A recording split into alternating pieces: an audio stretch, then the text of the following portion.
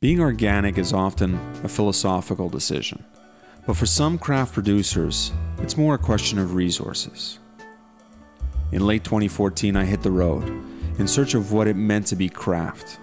For every person we interviewed, craft means sourcing locally.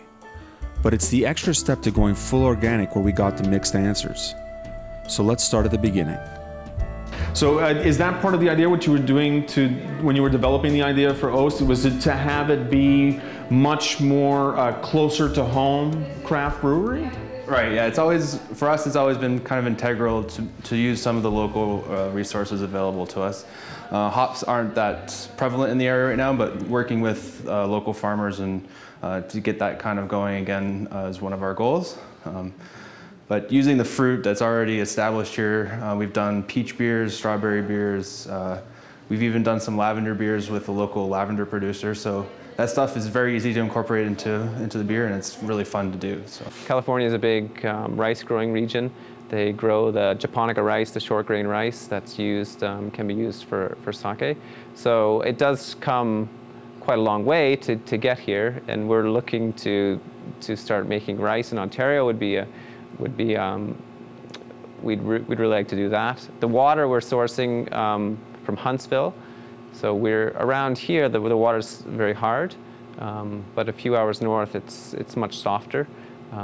And so we're sourcing the water, and water is one of the main ingredients in sake. You need to have a nice water source in order to make sake. And then koji, the spores that we use to basically malt the rice grain. There are 2 or 3 companies in Japan that supply all the breweries in Japan. So that's fairly easy to source. It's easy to ship. We're really fortunate, at least for our rye, to have a local guy just up the road in Scotland, Ontario, who specializes in just rye. It's like a family mill. They do rye just for bakeries. I hooked up with him, started telling him about how we're doing whiskey, and he didn't even believe that you could use his rye for whiskey. It was crazy.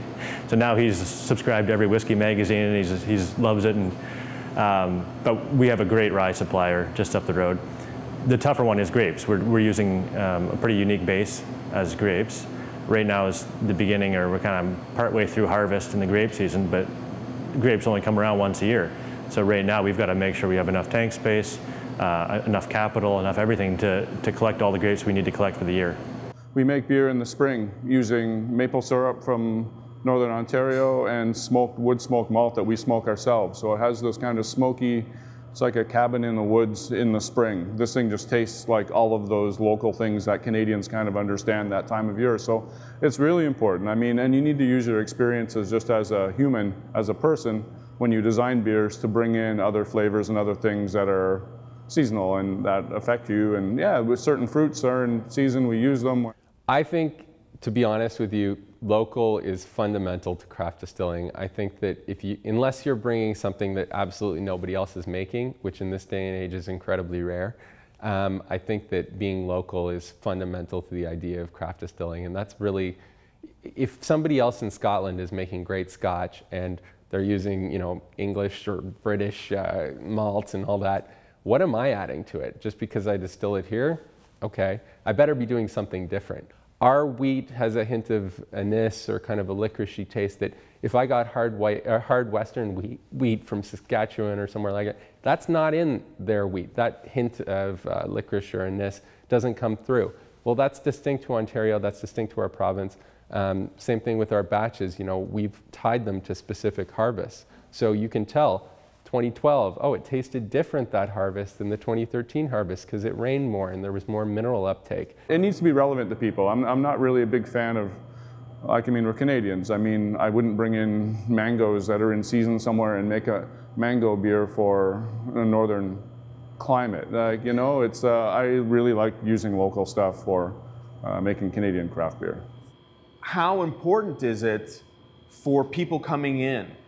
Do they really look for something to be organic? We started out as a brewery that was going to make organic product, and then we've grown from there. Now we make 2, and they're big brand for us. They're little brands, but they're big brands for us. And I don't know, like organic is, again, has this human scale to it, which I sort of always equate to craft brewing. Like, I mean, it's made by people, for people. And organic production is, again, generally made on a smaller scale. It's made by people who have philosophical sort of need to do this, and they really care about this stuff and care about the culture of their plants and the maintenance of their soil and their farms, and they're people with a conscience, and which I think craft brewers are as well. So there's a natural connection there between those two people.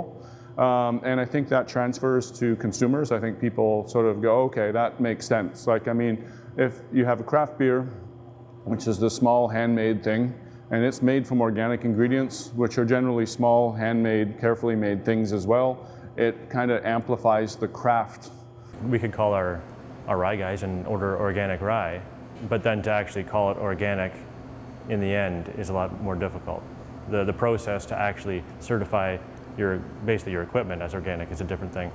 And we feel like the rye that we have is as good as we're going to get. So we're happy with it. We weren't necessarily, I mean, I'm completely in favor of organic, but it wasn't that we were necessarily set out to just solely create an organic distillery. What our main focus initially was, when Charles and I were coming up with it, was we wanted to be local. And guess what? When you go to the grain suppliers, the big guys, and you say, I want Ontario wheat, they can't provide it to you. And if they can't tell you what province it's from. It'll say product of Canada, or it'll say Western wheat. They can tell you the type, but they can't tell you where it's from. We needed to know where it was from because that mattered to us as Ontarians, and we wanted it to be local, Toronto, Ontario. That was our focus. And so when we go organic, because of the process of organic certification, every single step has to be able to be traced back to the farmer. That's what organic's all about.